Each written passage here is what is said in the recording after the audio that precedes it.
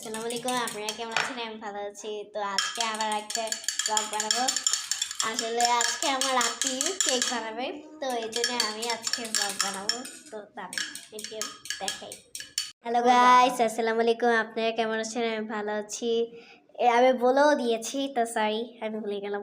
তো এটা এই যে মানে এই যে কুসুমটা এটা একসাথে হয়ে গেছে, এখন জাস্ট দুধ ভালো হইতেছে, সরি একসাথে মিলে গেছে। তো এটাই এখন কোকো পাউডার মিক্সিং করবো না, সরি এটাই দেখো আপিকে দেখানোর জন্য ওর চুলটা হেয়ার চুল ভালো না,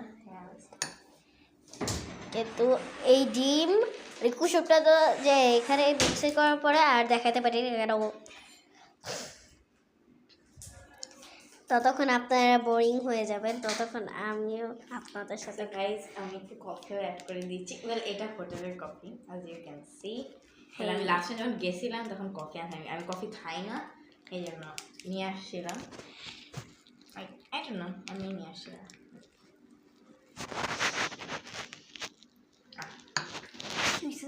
কফি একদম কম অ্যাড করেছি, like it's just for flavour. এখানে দুধ ঢালা হইতেছে আর একটু, এখানে পুরো চকলেট হয়ে যাচ্ছে, লাইক এটাই। আর আপনাদেরকে আমি বলি দেই, আসলে আবার আপনি কক্সবাজারে গেছে। ও হ্যাঁ, এই কফিটা ওই যে লাইক এই কফিটা রামাদাতে গেছিলাম, রামাদা থেকে আনছি। লাইক সাধারণত তো থেকে আমি নিয়ে আসছি, এটা ইউজ করছি। কিন্তু গাই আপনারা অবশ্যই আমাদের ভিজিট করবেন, ইটস রিয়েলি নাইস। লাইক সাধারণত আমার সাইমনে থাকার পরে বাট এবার রামাদার ভিউ অনেক নাইস। মানে ও আসলে দুইবার মানে কোক খেয়েছে। কোক তো প্রত্যেক দিনই খেয়েছি। হ্যাঁ, ও প্রত্যেকবার খেয়েছে, তো এটাই। কি মনোযোগ করে আমরা দেখতেছি।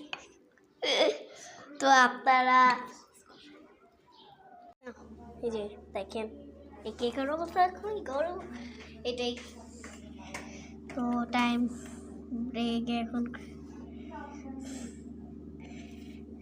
এটা না বৌমা। তো এখন এখন এটা এটা আমরা আমাকে একটু খাওয়াবো হয়েছে, ইয়াস হয়ে গেছে। তো হয়ে গেল আমাদের এটা